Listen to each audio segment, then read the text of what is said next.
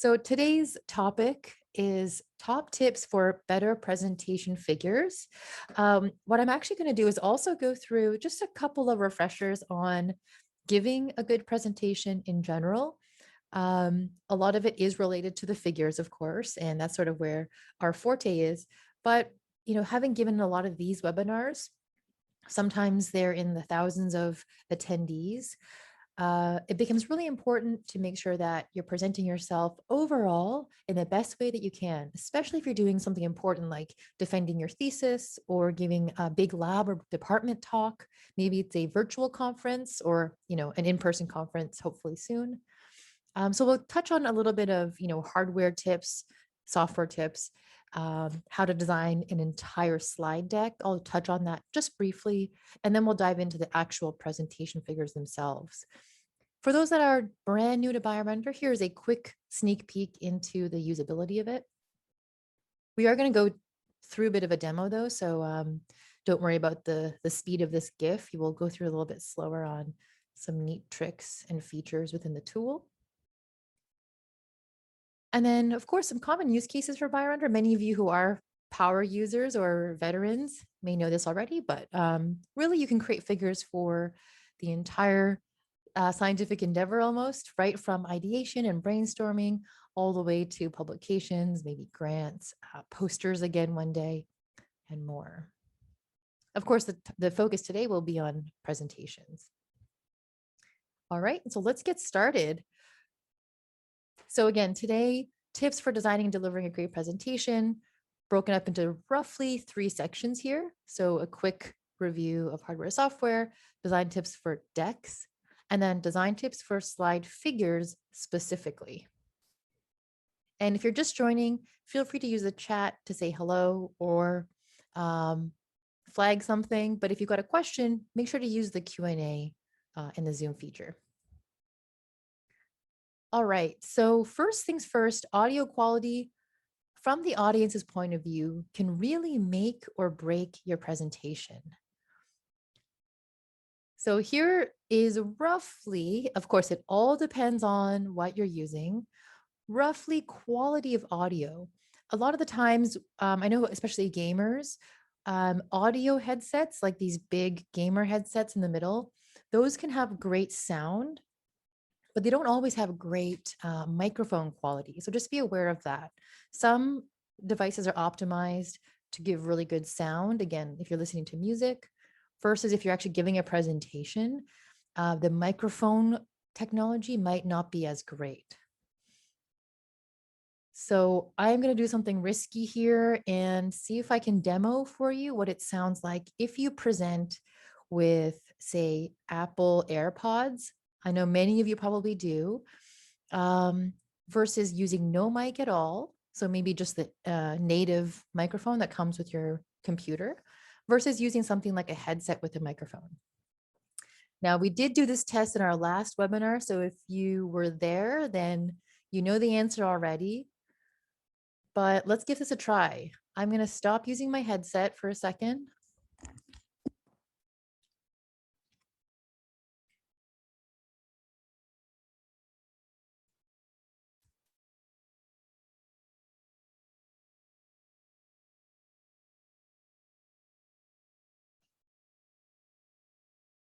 Okay. And what I've done now is I've switched to my AirPods as a microphone. So what you're probably hearing is a little bit more of a tinny, echoey sound.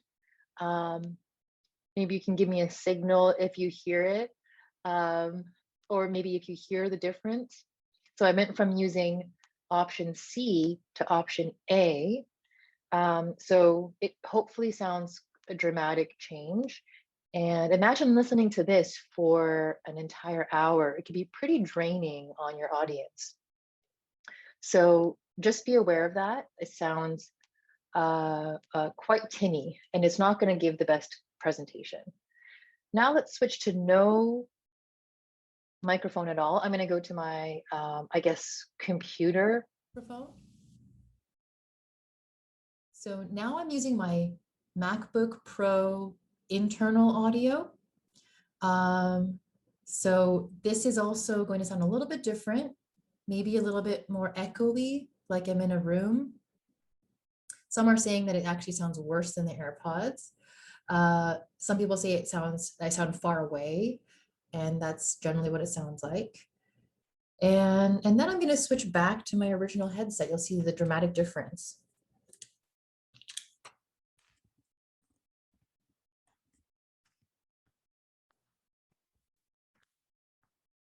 Okay, so this is my external headphones there. Hopefully you can hear the difference there in the sound. So I'm not advocating for this specific brand, but I do advocate for using a microphone that's relatively close to your mouth. This is, again, when you're presenting from home, it's really important, or home, remote, many presentations are still remote these days. So audio becomes really important. And none of us really went to school for this, right? So you're not going to know inherently. And also, if you're giving a presentation, it's really hard for you to know. For me, I sounded the exact same to myself using all three systems. So just be very aware of that. And if you'd like, I know last time a lot of people wanted to know what exactly the brand was of the microphone that I'm using. If you really want to know, here it is. But again, I'm not promoting or advocating for this product. I just know it's on the cheaper end of a lot of the options, and it does the trick for me. So you can give it a try. You can always return it if it doesn't work for you.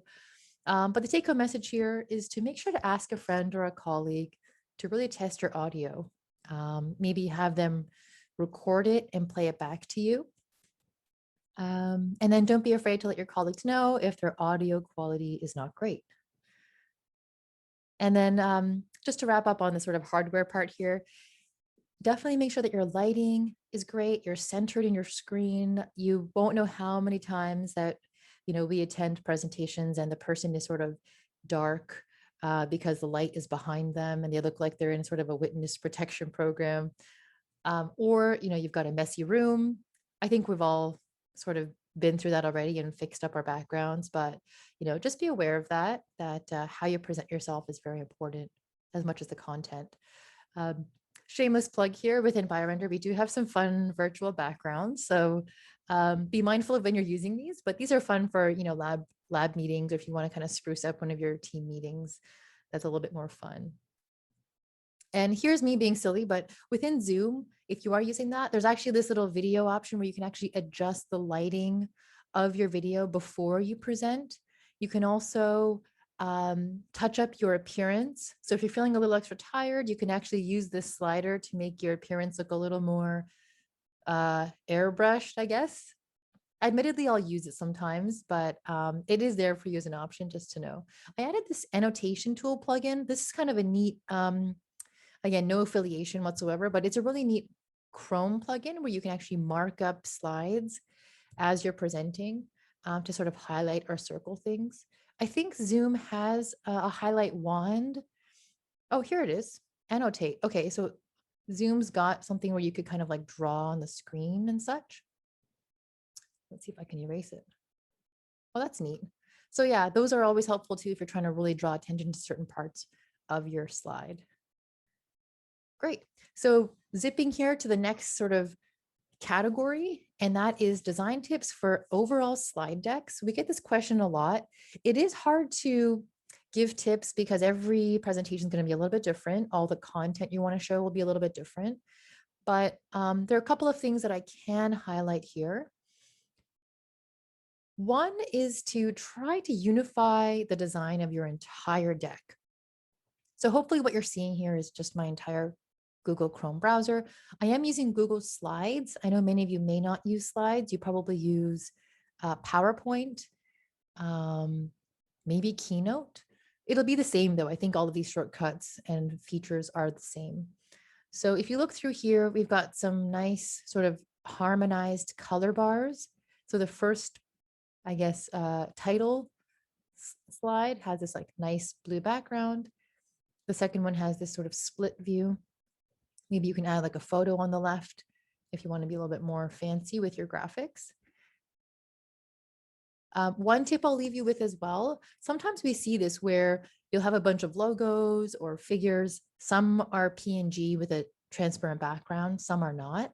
In those cases, don't try to find the PNG version of all the logos or figures. Sometimes it's best to just wipe it clean and then put a white background behind everything, because you probably won't have time when you're putting together a presentation to make sure that you've got PNGs for every figure.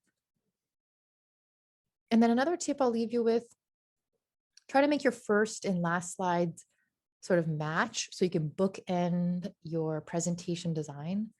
And then use your last slide, take advantage of that, because very often it'll just say, thank you, without any contact information or relevant info that you really want your audience to walk away with. You probably spend a lot of time on your last slide because it'll pause there for Q&A.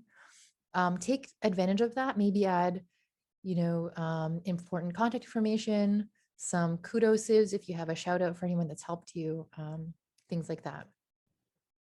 Another tip is, say you're part of a company or an institution that has certain color branding and you want to go back and change every slide to be sort of matching that color brand. Instead of having to go to every slide and change the color every time, what you can do is come up here to slide. Now this is going to be different for PowerPoint. It might be slide, it might be edit, I'm not quite sure, but look for master slide. So edit master. I click that. This is probably old hat for a lot of you, but for me, I found out about this and I was so excited. So all you do is actually right click and change the background. So when I do this, I can change it to whatever color I like, because I formatted this deck in a way that will allow me to do this. So I could go with something as extreme as a purple. And you'll notice that every slide updated. This is looking a little strange. Let me go with something more traditional, maybe a maroon or a red. Okay, so you can see that everything updated still looks pretty nice. I can imagine a lot of brand logos are a red color, so this is a bit more dramatic. And the reason why I was able to do this was this is actually all red background slides with a white square on top. And so it's really easy to sort of change the format and unify the color, because all I did was change the background of all the slides. Now, if I leave, you can see here that my main presentation has updated without me having to go and change, this cube color, and this cube color. Really what it is you're changing the foreground element on top of a red background. So I hope that makes sense. I know it's sort of a weird workaround for color coding all your slides, but again, go to the master slide, edit background, and that'll update all of your slides if it's set up this way. A lot of templates that you use that are native to PowerPoint and native to Google Slides actually are set up this way already. So when you go to use a theme or something that they suggest, that's probably how they've set it up. Okay, so just a quick tip on how to sort of sort that slide. Actually, I'm happy to share this deck as well. I think it is public. So here, let me link it in the chat and you're welcome to sort of play around with that. And then check out how you've set it up, where there's sort of a white square on top of a red background.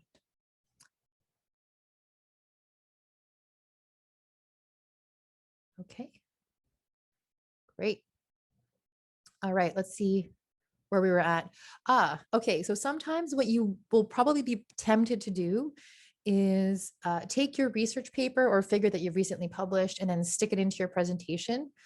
What we do recommend is sort of splitting it up, especially for font size, and then breaking it up into several slides. That's pretty straightforward, but just a reminder to make sure to do that and be cognizant of the size of your figure when you're presenting. Now, when you're presenting at home or remotely, you have a little more flexibility in the font size. But when we go back to in-person, you have to be really careful about the font size. We should have a minimum of, I think internally we say 14, but that still might even be pretty small if you're presenting in a big auditorium, for example. If you're presenting at home or remotely everyone's pretty, nose to screen, so that's okay. You can get away with smaller font size. Same thing goes with the type of font. Now, a lot of you, this might be a review, but make sure to use sans serif font, which means it's this sort of non-fancy type font, versus serif font. Oh, sorry, it's spelled wrong. It's S-E-R-I-F, serif, which has all these little decorations on it. Generally speaking, it makes it a little more dated looking, but there's a time and place to use serif font. You'll usually find it in heavy bodies of text. Sometimes journals print in serif font because it's easier to read large paragraphs when they have the serif font, because each word looks like almost like a design or a picture, as opposed to individual letters. The serif actually helps you read sentences faster. However, for a slide deck, it is cleaner to use a sans serif font. So we recommend using this for presentations. And sans serif font examples are Arial versus Times New Roman, which is a serif font. Okay. And here's that Annotate Chrome plugin again, which I won't go into details for. And I think we're just on time for diving into actual slide figure design tips. So why don't we dive right into BioRender? I'm going to navigate over here to my BioRender slide deck. So this is going to be a little bit meta because I'm now using BioRender slides to teach about how to make slide figures. So bear with me here. If you're new to BioRender, I'm in the canvas view. These are all of my icons on the left-hand panel. In fact, I can search really anything here like mouse, and you'll see a whole selection of mouse-related icons, all in vector. So whatever I pull out, you'll see nice and crystal clear on my canvas. Okay. So what I'm going to go through is just a couple of tips on how to format your figures nicely for your presentations. Again, we have a very diverse audience today, so the types of figures I'm going to cover might not be exactly your research study, but just take the sort of tips and apply them to your figure type. It'll be sort of cross-disciplinary. And by the way, BioRender does have the slide feature now, which is great. I believe it is available to you if you have a premium account. You can make, as many slides as you like. You can also collapse the slide sidebar like so. You can also collapse the icon menu like this if you need a little bit more room. If you're working on a smaller laptop and you need all the space you can get, you can do that as well. But let's go ahead to our first slide here. So moving to slide number 2. The first tip is to always check for contrast and accessibility. We get this question a lot of, how do you make sure your figures are legible by colorblind audiences? Really, the best thing to do is to check in grayscale. Now, that sounds weird, and you probably hear us talk about this a lot, but it really is one of the most common mistakes we see in figure making. So what we have built into BioRender is this view canvas and grayscale option. Again, many of you may have already used it already, but a reminder that it is here in the bottom right. And you'll notice that my figure went from color to black and white. And in doing so, you see that a lot of the elements sort of disappear. That's your cue to go back in and increase the darkness or the lightness of those elements. So zooming in here a little bit, it looks like sort of a double-stranded DNA there is now single-stranded. These little particles sort of disappeared into the cell. So what I'm going to do is go back into color mode, change it to something darker, maybe a dark blue. I'll change this DNA to something darker.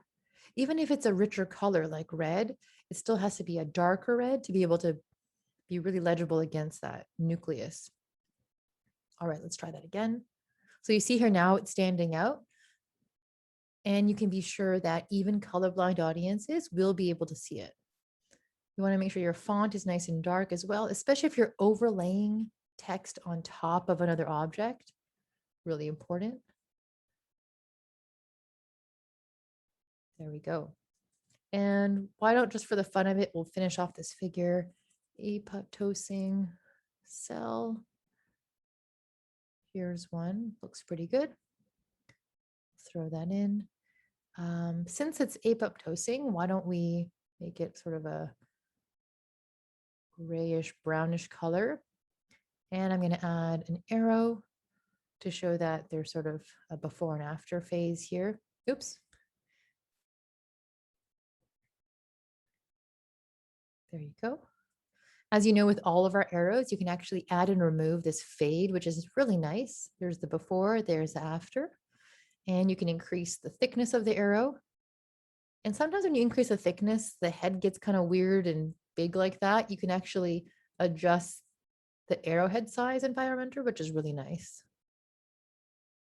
And arrows don't get the attention they deserve in figure making, but arrows can really make or break your figure. So really think about that when you're designing your diagram. Okay, so we checked for contrast. This one looks pretty good. Let's move on to the next tip, which is always check for font size and legibility. As I've already mentioned, when you're at home or you're presenting remotely, you can probably get away with slightly smaller text size. For example, this figure, the font size is pretty small. Right now it's about an 8, but my canvas is also a size 9" by 6". So it doesn't really matter. The ratio is what matters here. So if I go to present, I can present from BioRender. So I'm going to hit present. You'll notice that you can all probably read all the text on the page. You might have to lean in a little bit to read some of the font, but generally you can probably read what's on the screen. So again, we do have a luxury of presenting remotely that you can use smaller font size, but I would be careful. Generally speaking, sometimes you'll have to go in and increase the font size for your figure. So, I would play around with that in BioRender. Again, right now it's an 8. Maybe I'll make it a 10 even. And in doing so, I'll have to do a little bit of sort of reshuffling around, reformatting. If you're a stickler like me and you want to make sure that all 3 or 4 boxes are aligned, what you could do is throw down some grid lines. You can see here when I hover over the ruler, some grid lines show up. This is a really good tip for aligning and spacing. So if I click down on the ruler, you see there, I left sort of a semi-permanent line. If you can see that dotted line here, that's going to tell me where I should align all of these elements. If you don't like the grid line system, I'm going to delete that. Sorry, guideline is what we called it. You can actually take all 4 boxes. So again, see that these are all kind of misaligned like this. You can grab all 4. I'm shift clicking. And let's see here. Where is the align? There we go. Align and align from the top. There we go. You can also align from the middle if they're all roughly different thicknesses. And finally, I think the last thing you can do is turn on and off this alignment feature. A lot of people don't know we have it, but you can actually snap align things. See those little red lines that show up everywhere and purple lines? It can get a little noisy, so I leave it turned off. But some people love it so that they're, they stay in check of where to add their elements like this. So several ways to do the same thing. Just wanted to show you how to align in BioRender because aligning is important for keeping your figure nice and neat. Probably want to nudge these guys over a little bit. There we go. All right, so the point of this is to, again, kind of, tweak your figure to make sure that your font size is big enough. And again, you might have to make it different if you're presenting in person versus remotely. Sometimes you forget that there's a difference there. Great. Another tip is, when you're talking about something complex and you want to zoom into an area, this is actually a good tip for using our crop function. Something like this where, you want to show the whole instrument setup, but then you also want to show the location of the brain of the mouse, which is way down here, what you could do is actually show both, where you have the instrument sort of shrunk down on the left to show the whole setup. And then what you can do is I'm going to Control C, Control V, or Command C, Command V. So now I have two duplicates. I'm going to circle crop the one on the right. So what I did was I clicked the crop option up here, and then I clicked circle. So you can see the circle shape has formed. And I'm going to zoom in to the area of interest, maybe even more. There we go. And accept or apply the crop. And I can kind of do with that what I want. I can make it super large. Everything in BioRender is vector based. So no matter how far in you zoom, it won't look grainy. And in order to connect the two, I need one of those like zoom out fancy faded call out things. So let's see if I type in zoom. Yeah, I get some nice zoom in elements. So maybe something like this. This is pretty good. I'm going to adjust this to fit the circle that I've made. So nothing fancy, but it's really a nice way to kind of highlight parts of a figure without making this super huge. And this is a grouped icon. So what I can do is double click, and then it looks like these little elements are actually editable, which is nice. A lot of our grouped icons in BioRender are editable like this. So just keep that in mind. You can move some of these lines around.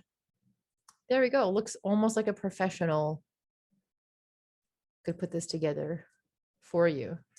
Okay, so nice way to declutter your figure, maybe add more space without adding too much more elements. Okay, and here's an idea of how to show steps in a figure. Sometimes you all like to animate certain steps, 1, 2, 3, 4, without showing an entire process and confuse your audience. I'm going to close up this icon library. And so here's a way I would do it. I would work backwards. And so I would take my completed figure, so my completed protocol or pathway, and then duplicate it a few times, however many times you want steps. So maybe I'll duplicate this 1, 2, 3, 4 times just by clicking the duplicate. And then I'm going to work backwards. So start with the 4th slide. That's where I want to end up.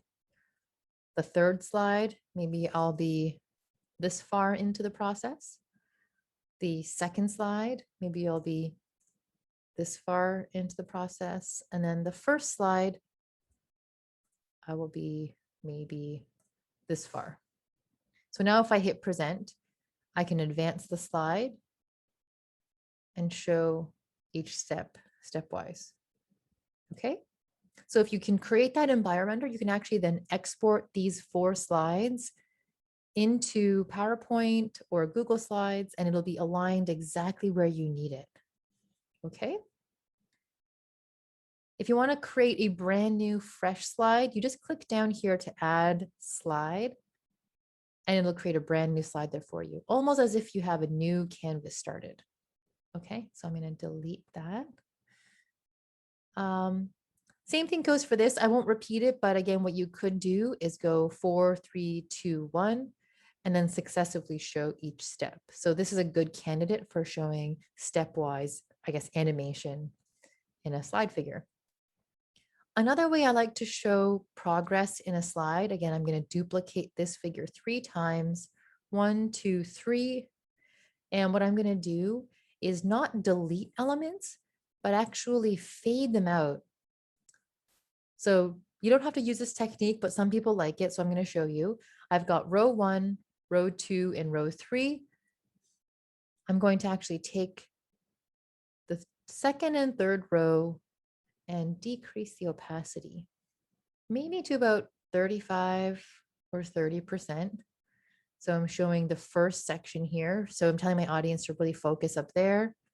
Maybe for the second one, I'll do the opposite. So I'll do 1 and 3. And then for the third, I'll decrease the opacity for 1 and 2. So what that will look like when I present is the first row is highlighted, and then the second, and then the third.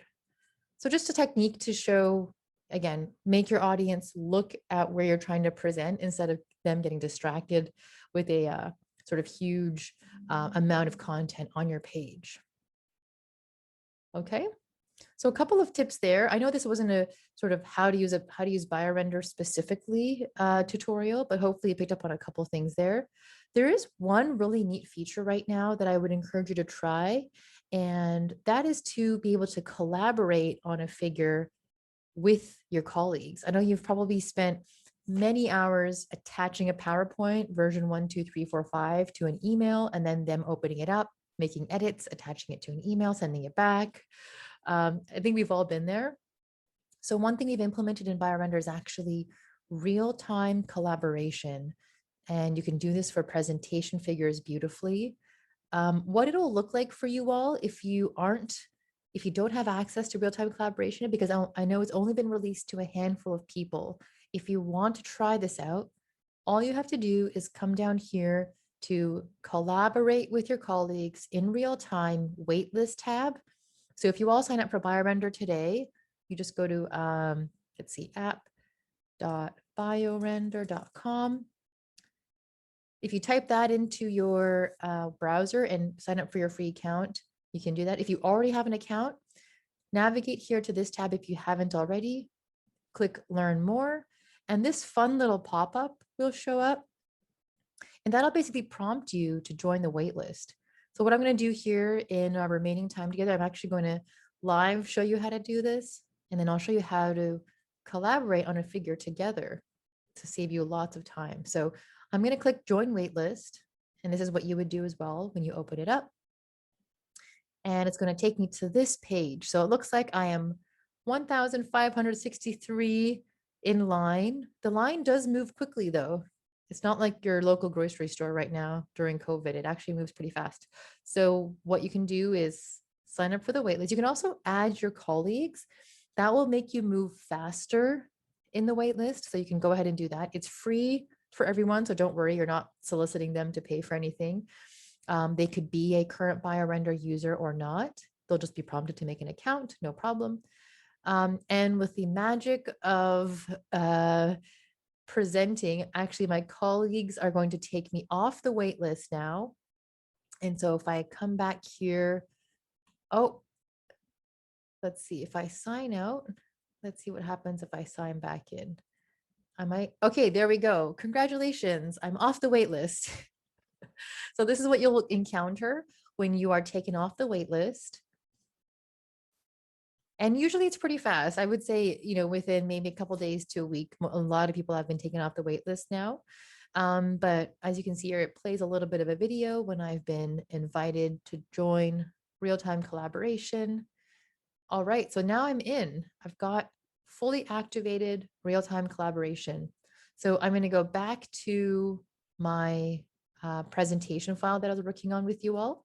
By the way, if you're brand new to BioRender, this is my gallery. This is my templates up here, or public templates. And I'm going to come down to my folder, presentation tips file.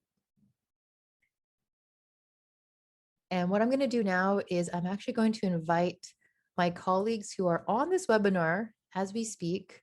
I'm going to click share. So what I did was I'm back on this slide deck. You all are familiar with this already. Come up here to share. And I'm going to click away. Let's see, Cindy at biorender.com and Allison. There we go. And currently I can't select, view only or comment only. Right now it's just full collaboration. That will be released in the next month or so. So stay tuned for that. But I'm going to go ahead and send the invites. All right. So all I do is sit back and wait. And you can actually invite your colleagues even if they're on the wait list, if you're off the wait list, you can actually still invite them to collaborate. They can't necessarily start their own file, but they can start to collaborate with you, which is really exciting. They don't have to wait in the wait list to start collaborating on your slide. Oh, and look, we've got Allison's joined. Cindy has joined. So 3 of us are now on the file, which is great. I see Allison's on the first slide. Cindy's on the second. Maybe we can all navigate to the bottom slide here together and start to collaborate together. Hopefully you can all still see my screen. And what you'll start to see is my colleagues, adding elements to the figure. Oh, look, Cindy's throwing in what I believe is a centrifuge, it looks like. And no, not everybody has to be on a premium account to collaborate. I just saw a private message come in to myself. All right, so you can see here, Allison's adding in some monocytes, Cindy's adding some numbers to my figure. And this is great because sometimes you just need your colleagues to help you on a figure, or maybe you worked on an experiment together and someone did one part of the experiment and you really need them to fill out that part of the figure.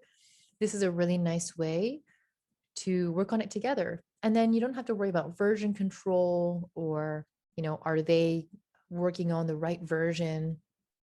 Can you, attach the file and send it out? This way we can all work on it together. And you can still use version history. So if you don't like the way the figure turned out, you can actually go back in history and change it back. So really neat way to do this. And I think I see another question coming into the private chats here of whether you can add passwords to certain folders or certain files. Not yet, but what you can do is just not invite individuals that you don't want to have access to the file. If you're part of a team, you still have to specify, who in the team gets access to your real-time collaboration file. So don't worry about it being, access to everybody. And eventually we will also have the ability to track changes that other people make. So you can also see that. You'll also be able to comment. So if Allison doesn't like the way I've set it up, she can leave a comment and then I can resolve that comment with a change in the graphic.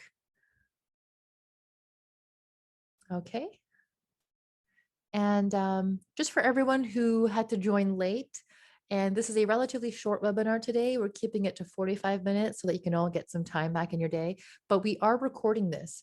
So if you've registered, even if you put your name down and you joined for the last 5 minutes, you still get access to the full recording today. So we'll send it out and you can rewatch any part of it at your own pace, okay?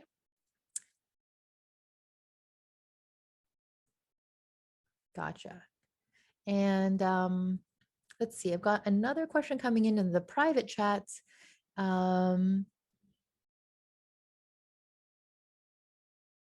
You only, when you share one file, say I shared this slide deck, these collaborators don't see anything else. They don't see my library, they don't see my favorites, they don't see my gallery, they only see this file specifically, okay?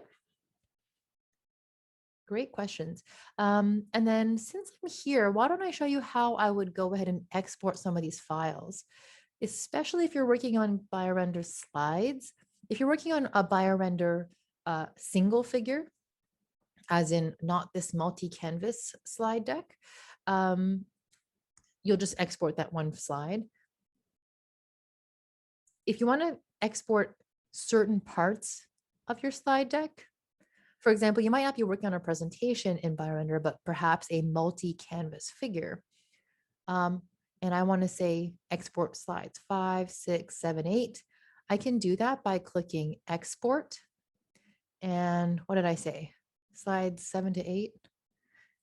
If I don't remember, I can actually just type in the number. Yep, there it is, number 5, 5 to 8, I think. The nice thing is the BioRender export feature will allow me to scroll through the slides I've selected. So 5 to 8 means that's 4 slides down here, 1 to 4. And I can scroll through like so what those 4 slides are. in preview. And then dimension wise, I think that looks good. Maybe I'll even bump it up just a little bit, 10 by 7. And that won't make anything fuzzy or anything like that. It'll just change the ratio. And then I'm going to keep it PNG for now with a transparent background. If you have a premium account, you can click transparent. I don't need 300. That's really high resolution. I think 150 is just enough for me for most presentations. You're more than welcome to select 300 if you have access to do so. I just feel like sometimes it's not necessary and it kind of bogs down my slide deck. So I'm going to click export, and that's going to download right to my computer. I'll just take a minute there, and I'm going to open up my file. I don't know if you can see it because I've only got my Google presentations shared, but maybe what I'll do is come back here and insert the files. So if I go to my downloads folder, I open it up, I'm going to select all 4 figures. There we go. And now what I can usually do is have them all lined up and then import it that way.